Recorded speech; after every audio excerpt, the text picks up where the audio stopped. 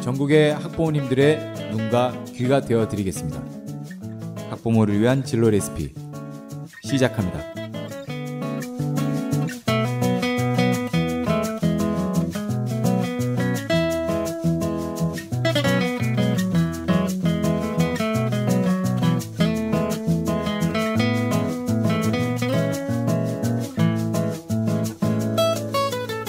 안녕하세요. 진로 레시피 민신태입니다. 안녕하세요. 이은주입니다. 저 은주님, 저희가 이제 3부작이죠. 걸쳐서 지금 청소년의 게임과 이제 스마트폰 중독을 다루고 있는데 이제 아이들에 대해서만 이야기를 합니다. 청소년 너희들이 문제가 있다라고 이제 얘기를 하고 있는데 벌써 이제, 찔립니다. 그러니까요. 근데 실제로 이제 뭐 학부모님들의 중독에 대해서 학부모님들은 게임 안 하냐? 아니거든요. 스마트폰 안 보냐? 더 아니거든요. 그래서 저희가 이제 간과하는 부분이 있다고 생각을 하고요. 이 자리에서 저희가 이제 간증 방송, 고백 방송 한번 진행을 해보려고 하는데, 저 은주님도 저 인터넷이나 혹은 게임 혹은 SNS에 중독되었다고 자기 자신이 생각한 적이 있으신지 궁금합니다. 정말 여기서 고백해야 될 것 같은데요. 저는 어릴 때부터 중독 증상을 거의 달고 살았습니다.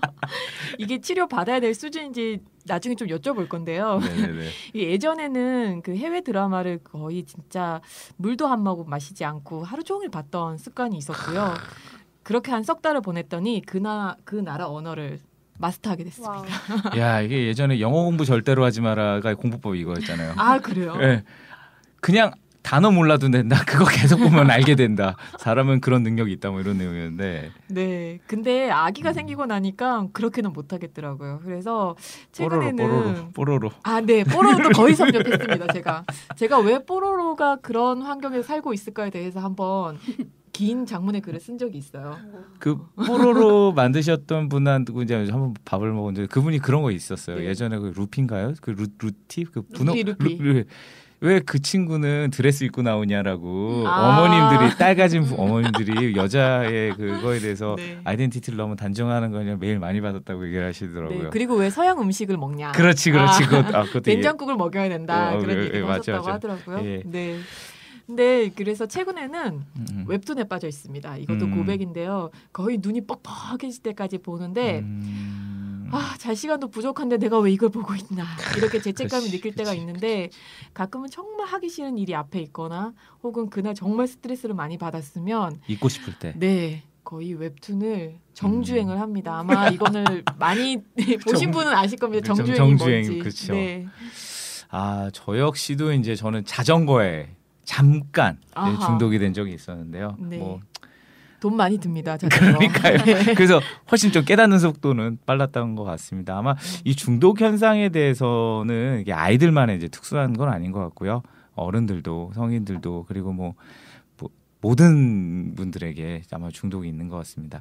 언제 얼마 전 뉴스였죠. 이제 게임에 중독된 젊은 부부가 이제 갓난아이를 방치해서 이제 죽음에 이르게 한 사건도 있었습니다. 이제 이러기 때문에 이제 어른들의 중독도 이제 간과할 수가 없고 또 그런 모습을 본 아이들, 그러니까 저희 아이들도 저렇게 살아도 괜찮겠구나라고 하는 생각을 하게 되는 것 같기도 해서 오늘 한번 저희가 이런 기획을 해봤습니다. 네.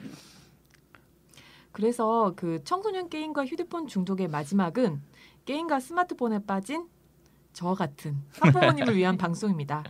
오늘도 한국마인드케어 연구소 신유진 선생님을 모시고 이야기 들어보도록 하겠습니다. 선생님 안녕하세요. 네, 안녕하세요. 안녕하십니까. 안녕하세요. 지난 시간에서 계속 이어가는데 오늘은 이제 대상이 다릅니다.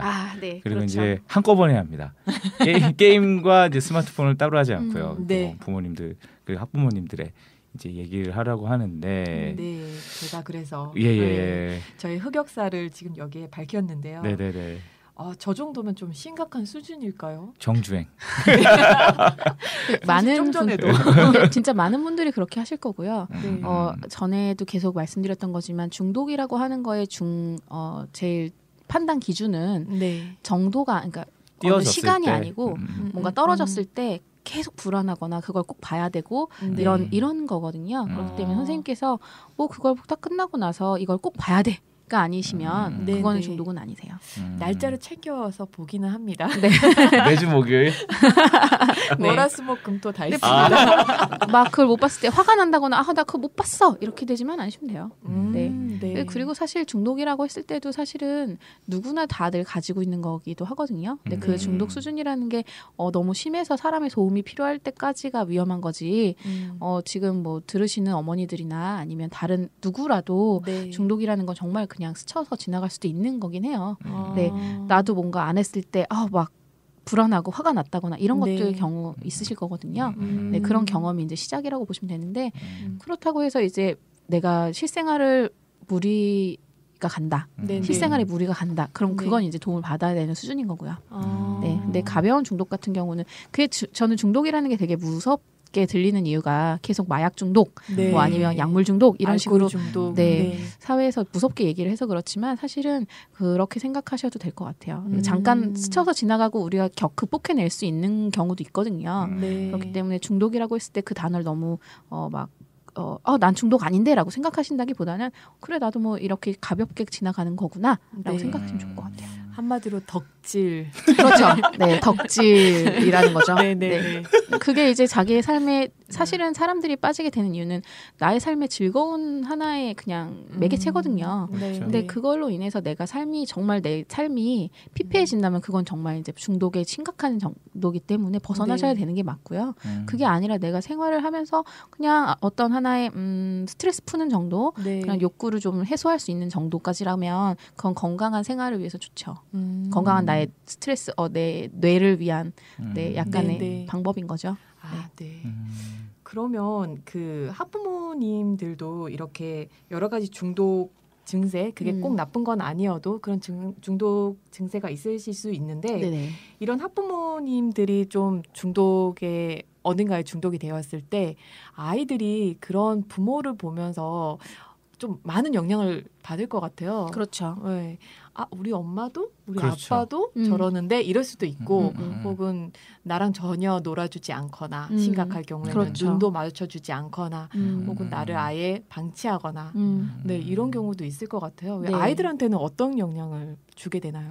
네, 첫째로는 말씀 주신 것처럼 애착 관계가 형성이 잘 안 되는 거죠. 그러니까 내가 엄마를 필요로 했을 때 그들이 이제 뭐 부모를 이제 필요로 했을 때 그들이 이제 컴퓨터나 아니면 스마트폰 혹은 게임을 하는 것 때문에 나를 그냥 버려둔 거예요. 그러니까 나를 바라보지 않는 거예요. 그게 계속 쌓이게 되면 그 친구들은 부모님과의 어떤 관계를 쌓기가 힘들고 나중에 부모님이 나중에 나이가 들고 그 자녀들과 친밀한 관계를 맺고 싶었을 때 내가 필요할 때 당신은 거기 없었잖아요 라고 얘기하게 되는 어떤 그렇게 보면 애착 관계가 그냥 형성되지 않는 거예요.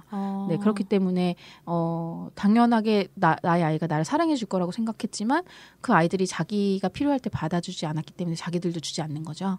네, 그냥 그렇게 되는 경우가 있고요. 그리고 또 이제 하나의 아까 선생님께서 또 들어주셨듯이 방치되어서 아이가 뭐 이렇게 사망한 경우도 있었잖아요. 그런 것처럼 약간 방임되는 경우에 씻지 못하고 제대로 먹지 못하고 뭔가 빨래된 옷을 가지고 깨끗한 옷을 입고 가는 게 아니기 때문에 약간 비위생, 비청결한 상태로 학교를 가게 되고 사람들을 만나게 되면서 약간 사람들로부터 따돌림을 당한다거나 제외가 된다거나 그래서 굉장히 점점 더 사회에서 자신감을 가지지 못하게 되고 소외를 느끼게 되고 뭔가 소속감을 못 느끼게 되는 경우도 오긴 해요. 그러면 그 부모들이 많이 스마트폰이나 게임을 하게 되면 아이들도 자연스럽게 스마트폰이나 게임에 중독되거나 그런 경우가 있을까요? 하죠. 네, 왜냐하면 이제 자기들이 그 가족 관계에서 충족되지 못하는 그런 것들이 있잖아요. 그렇기 때문에 그런 걸 충족할 수 있는 것들이 손쉽게 할 수 있는 접할 수 있는 그래서 약간 비행하게 되는 첫 번째 그런 큰 이유가 되는 거죠. 그래서 뭔가 나쁜 친구들과 어울려서 놀러 다닌다거나 혹은 그냥 부모님들 저거 하니까 재밌나 보다 하고 자기들도 PC방을 가서 한다거나 이런 식으로 하게 되는 경우가 많아요.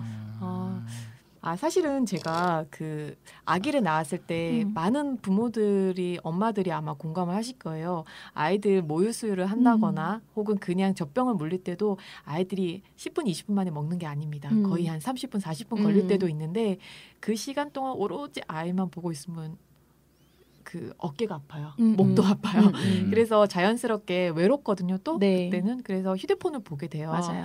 저도 그게 아이한테 전자파 영향이 있다고 해서 최대한 휴대폰을 안 보려고 했지만 되게 외로웠던 기억이 있고 휴대폰을 갈구했던 그런 기억이 있는데 이게 아이한테 그 전자파 영향 말고도 다른 그 인성적인 부분에서도 영향을 준다고 하시는 것 같더라고요. 네. 네, 그렇죠. 이제 아이들이 태어났을 때 가장 처음으로 관계하게 되는 사람이 상대방의 엄마와 아버지잖아요. 네. 그런데 이제 어머니는 자기에게 이렇게 모유나 수유를 할 때 제일 신체적으로 접촉하게 되는 사람이기도 하고 가장 먼저 애착 관계를 형성하는 관계예요. 사실 아빠들은 얘가 표정이 뭔지 몰라도 엄마들은 아는 경우가 있어요.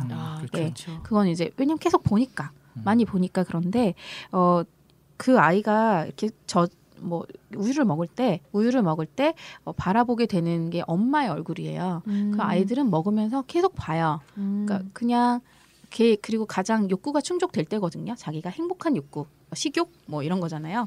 근데 아이들이 이렇게 먹는 욕구가 채워질 때 그때 제일 행복하고 엄마를 바라보면서 고마움을 계속 느껴요. 네, 계속 바라보면서 이제 아이들이 보는 이유는 그거예요. 엄마가 나한테 밥 주고 있네. 계속 이렇게. 네. 엄마 나 밥 줬구나. 고마워요. 뭐 이렇게 보는 거예요. 근데 이제 그 순간에 엄마가 이제 눈을 바라보지 못하고 이렇게 다 이렇게 보고 있으면 네. 내가 이렇게 계속 사랑을 주고 있는데 엄마가 나를 바라봐주지 않아요. 그러면 이제 아이는 이 사람은 그냥 나한테 밥 주는 사람이 되는 거예요. 사랑을 주는 게 아니라. 밥 주는 사람. 네. 엄마들 듣기 싫은 말이잖아요. 그렇죠. 사실. 그냥 나를 밥을 주는 사람이지 나에게 같이 감정을 주고받는 사람이 아니게 되는 거예요. 아이들은 할 수 있는 감정이 소리 지르는 거, 눈 마주치는 거 네. 그거거든요. 그러면서 네. 웃고 울고 하는 건데 그래서 제일 아이들이 말 못하기 때문에 가장 네. 중요한 게 눈 마주침이에요. 네. 그래서 이제 그렇기 때문에 아이들이 왜 사람들도 눈 잘 못 마주치는 사람들 있잖아요. 그런 분들 보면 잘 부끄러워하고 네. 약간 이런 부분들이 있는데 그런 것들이 공감 능력이거든요. 그러니까 사람을 눈을 마주보고 우리가 얘기할 때 상대방 눈을 보는 이유는 네. 저 사람이 어떤 마음을 가지고 나한테 얘기하는 걸까를 듣고 싶어서 보는 거예요. 실제로 그게 보여요, 눈에서. 네. 그렇기 때문에 공감하는 건데 아이들이 공감 능력도 많이 상실이 되고요. 그리고 엄마와의 애착 관계도 없고요. 네. 그러니까 가장 중요한 거는 이제 관계가 그냥 네. 가족이라기보다는 그냥 나에게 필요한 걸 주는 사람인 것뿐이죠. 네, 그게 가장 큰 것 같습니다. 그래서 제 친구들도 지금 한창 애 낳고 애기 모여주고 이럴 때인데 네. 그래서 제가 얘기를 꼭 해줘요. 네. 야, 그래도 애기 힘든 거 안다. 잘 때 잠깐 봐라. 애들이 안 볼 때는 봐도 되지만 애들이 볼 때 그렇게 하면은 애들도 그냥 똑같이 된다 얘기하거든요. 그래서 저도 이제 그 힘듦을 많이 듣고 이해하지만 네. 아이들 재우시고 보신다거나 약간 하시는 방법이 제일 좋을 것 같아요. 근데 그 외로움을 잘 압니다. 네. 네. 지금 저희가 핸드폰, 스마트폰이랑 게임 얘기를 하는데 아까 좀 선생님이 말씀해주신 것 중에 시선을 뺏는다라는 그러니까 이 두 가지가 좀 어떤 아이들과의 소통에 대해서 이제 뺏는 게 시선인 것 같아요. 네, 부모의 맞아요. 시선을 그 대화할 때도 그렇고 네네. 그래서 문제가 생기는 것 같기도 한데 부모님들이 이제 스마트폰이나 게임에 시선이 가 있을 경우에는 시선을 갈구하는 아이들이 더 갈급할 것 같습니다. 그렇죠. 더 목마르고요. 네. 이제 그런 생각이 드는데 이제 그런 빠져 있는 부모님들이 입장이 그러니까 저희 지난 시간에 계속 말씀해 주시는 게 스마트폰 같은 경우도 잘 사용하기 위해선 어떤 규칙을 정하는 거고 네. 그리고 게임 같은 경우에도 아이들이 잘 사용할 수 있는 방법이 서로 간의 대화를 통한 규칙인 겁니다. 그런데 지금 이런 거에 빠져 있는 부모님들의 어떤 의견이나 제시는 권위가 없을 것 같거든요. 그렇죠. 네. 이게 빠져 있는 분들의 이야기는 안 통할 것 같은데 실제로도 그러겠죠. 그럼요. 그러니까 얘기를 했을 때 아빠도 그러잖아, 엄마도 그러잖아 이렇게 되니까 그런 그렇죠. 것 같아요. 맞아요. 네.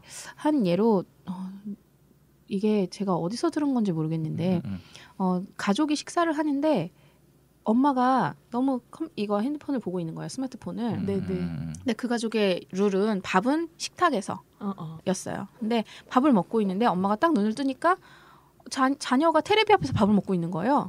너 왜 거기서 밥 먹어? 그랬더니 엄마 내가 간다 그랬을 때 아무 말도 안 했잖아요. 이렇게 된 거예요. 너무 빠져 있어서 너무 빠져 있어서 이런 경우가 있는 것처럼 아이도 그 엄마가 거기에 부모님이 거기에 빠져 있는 거 알아요. 그렇기 때문에 그걸 이용하는 경우도 많아요. 그 얘기를 듣다 보니까 그 얼마 전에 나오신 분도 그 아이를 위해서 캠핑을 가는데 사실 캠핑 가서 뭐 텐트 쳐놓고 모닥불 피워놓고 다들 스마트폰만 보고 있다는 아유 그런 많죠. 얘기를 하더라고요. 저도 그 얘기 들어본 적 있습니다. 산에도 되더라 막 이런 그 얘기 들어갔어요. 아우 그러니까요. 산쯤에 가면 휴대폰이 저절로 좀 끊겼으면 좋겠습니다. 그거 된다 그러더라고요. 그 가서 뭐 캠핑 갔던 얘기들 그 낚시 같은 경우에도 제가 이제 들은 얘기인데 이게 스마트폰 키면 벌레들 끼잖아요. 그러면서도 자기는 벌레를 쫓으면서 보는 자기를 본다고. 그 앱 중에 벌레 쫓는 앱도 아마 있을 겁니다. 네, 있더라고요. 네. 스마트폰으로 뭐든지 할 수 있는 사회라서 저희가 너무 의존하고 살고 있는 건 아닌가. 그리고 그게 자신뿐만 아니라 자기의 자녀들한테도 큰 문제로 다가가게 하는 게 아닌가. 네, 그런 맞습니다, 생각이 맞습니다. 드네요. 시선을 안 주니까 아이들은 네. 소통이 안 되고 대화가 안 되고. 네. 부모가 사실 스마트폰을 보고 있으면 그 아이도 그 스마트폰에 사실 관심을 되게 많이 가지거든요. 그렇죠. 뭘 보는지 진짜 궁금하거든. 왜냐하면 부모가 보는 게 진짜 재미있고 진짜 중요한 거라고 아이들은 생각을 하잖아요. 나보다. 네. 맞습니다. 맞습니다. 날 안 보고 보는 게 얼마나 중요한 거겠어라고 맞아요. 생각을 하니까요. 맞아. 맞는 말씀이십니다. 네. 그래서 사진도 스마트폰으로 찍지 않고 카메라로 찍어야 되겠다는 생각을 지금 방금 했습니다. 그러네요. 그러고 보니까 얼마 전에 그 출연하셨던 강동원 그 인성교육 선생님이 끝나고 그런 얘기 하셨거든요. 그 아이는 10세까지 공감이나 배려를 배우지 못하면 그 인성에 배우지 못하면 그 뒤에 중학교 1학년 정도만 돼도 그런 배려나 그런 걸 가르칠 때 자기 머릿속에서 튕겨내거나 마음으로 튕겨내게 된다고 하시더라고요. 그래서 아무래도 그 핸드폰이나 게임에 빠진 부모들 밑에 자란 아이들은 이런 결정적 시기, 인성을 배워야 되거나 배려를 배워야 되거나 방금 얘기하신 공감을 배워야 되는 그 시기를 그냥 지나치게 되고 충족하지 못하게 될 수도 있겠다라는 생각이 들었어요. 그렇죠. 네. 그렇죠. 그래서 우리가 얘기 중에 이런 얘기가 있죠. 아이는 어른의 거울이라고. 그래서 아이들 정말 아이들 이렇게 하는 행동을 보다 보면 내가 저런 말을 많이 썼구나라는 식으로 부모님들이 많이 놀라시는 경우도 있어요. 그래서 오늘 얘기들이 많이 거북하실 수도 있지만 반대로 생각하면 아이들과 내가 같이 사는 거잖아요. 같이 살아가는 거잖아요. 그렇기 때문에 나의 좀 더 나와 같이 가족이 더 행복하게 갈 수 있는 방법은 사실 이런 것들을 내가 끊어내는 노력이 필요하다는 얘기를 생각을 계속 가지고 노력하는 생활을 하면 제일 좋을 것 같고요. 가장 중요한 거는 이제 아이들 같은 경우에 말씀 주신 것처럼 어렸을 때 모든 것들이 다 모든 건 아니지만 기본적인 게 많이 형성이 되거든요. 매너나 아니면 이런 것들이 부모님이 상대방에게 어떻게 하느냐에 따라서 하는 경우도 많고요. 그리고 뭔가 끊어낼 때 뭔가 이런 정말 자기가 빠져있는 걸 끊어낼 때도 어떤 식으로 끊어내는 걸 보고 저렇게 끊어내는 거구나 그렇게 배워나가는 거거든요. 그래서 내가 혹시 자각하지 못하고 있었더라도 만약에 혹시 내가 너무 스마트폰을 많이 사용하고 있었다거나 아니면 뭔가에 너무 빠져 있었다거나 그래서 약간 내 아이에게 눈길을 못 주고 있었구나라는 생각을 하셨다면 그걸 아시는 순간부터가 정말 행복한 거예요. 왜 그랬지? 난 왜 그랬을까? 자책하지 마시고 내가 이제 나의 문제를 알았구나. 이걸 같이 풀어나가면 좋겠다라고 생각하시고 그렇게 하시면 좋을 것 같아요. 그래서 그거를 느끼고 이제 만약에 근데 안 되시는 부모님도 있으실 것 같아요. 예를 들어 인지는 하는데 아니면 이제 인지조차 못하는 경우도 많을 것 같긴 하거든요. 예를 들자면 뭐 스트레스가 너무 많다 보면 그 솔직히 몰입이란 단어가 뭐 또 다른 뭐 생각을 하는 거기서 도망가는 걸 수도 있잖아요. 그러니까 현실에 대해서 도망가는 경우도 있으니까 그런 부모님들에게는 이제 주변 분들이 도움을 주셔야 되나요? 아니면 어떻게 해야 되나요? 주변 분들의 도움도 좋고요. 그러니까 본인이 깨닫지 못할 때는 배우자분 중에 한 분이 말씀을 해주시는 경우도 좋고요. 그리고 그걸 그냥 끊어내고 못하게 하는 게 아니라 그건 똑같이 아이들하고 똑같아요. 자녀들한테 하는 것처럼 배우자분이 도와주셔야 돼요. 배우자분이 많이 도와주셔야 되고 그거를 왜 못해? 애도 하는데 왜 못해라고 하지 마시고 똑같아요. 사람은 다 누구나 똑같거든요. 그래서 대화해 주시고 우리 이렇게 한번 해보자라고 같이 기획하시고 그거 어기면 자기 뭐 용돈 없어? 뭐 용돈 얼마씩 깔 거야? 뭐 이런 식으로 같이 이제 협의하는 그러니까 이것도 제가 정해주는 게 아니라 상대방과 같이 논의해서 정하셔서 하는 방법이 가장 좋고요. 그리고 가장 중요한 거는 의지라는 거는 사실 누가 만들어주는 게 아니거든요. 그러니까 본인이 의지를 가질 수 있게끔 당신이 같이 이렇게 있었으면 좋겠고 필요해. 나는 혹은 그러니까 엄마 같은 경우, 아빠 같은 경우 아이들이 이렇게 얘기해 주는 것도 되게 크거든요. 자녀잖아요. 난 엄마랑 아빠가 이렇게 해주면 좋겠어요. 나랑 같이 놀았으면 좋겠어요. 이렇게 그건 하지. 그건 하지. 그건 할 것 같아요. 그렇게 하실 수 있도록 하시고 뭔가 그리고 이런 것들을 빠지게 되는 이유는 말씀 주신 것처럼 삶의 피곤, 삶의 피로 같은 걸 그러니까 풀어내는 방법이거든요. 도망가는 거죠. 그냥 24시간 몇 시간 도망가고 그걸 가족으로 도망올 수 있게끔. 그래서 같이 진짜 힘들다. 가족이 스트레스가 부담이 아니고 네, 같이 뭐 부루마부루 한다거나 네, 같이 가족끼리 게임을 한다거나 그런 식으로 놀 수 있게 그냥 같이 낮잠을 잔다거나 네, 그런 식으로 같이 할 수 있게끔 해주시는 게 좋은 것 같아요. 저희가 이제 진로 교육하는 방송인데 이제 가정의 화합과 평화까지 얘기를 하니까 지금 진보된 방송이 되어가는 거예요. 네.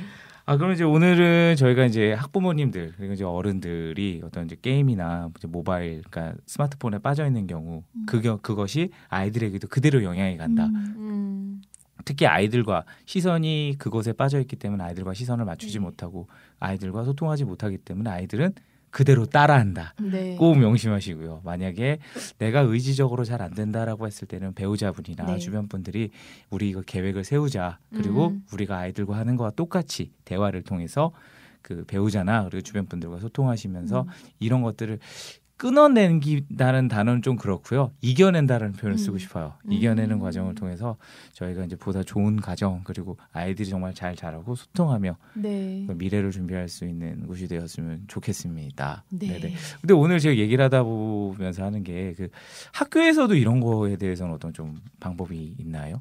그러니까 뭐 학교에서는 도와주는 프로그램. 예를 들자면 아이들이 뭐 스마트폰을 많이 쓴다 그럴 때 선생님들이 도와주고 그런 게 상담 교사, 상담 선생님들이 있으시고요. 네, 그런 도움을 받으실 수 있어요. 그래서 뭐 자가 진단이나 이런 거 안 되셔도 거기 가면 진단할 수 있는 뭐 표지도 있고 이렇거든요. 그렇습니다. 그럼 학교나 뭐 여러 가지 뭐 가정에서뿐만 아니라 물론은 지금 계속 저희가 이제 가정에서의 어떤 해결법을 하고 있는데 주변에서도 이제 선생님 같은 이제 상담 선생님이라든지 그런 분들을 찾아서 아이들의 문제라든지 학부모님들의 문제를 한번 상담해 보시는 것도 좋은 해결책이라고 저희는 생각을 합니다.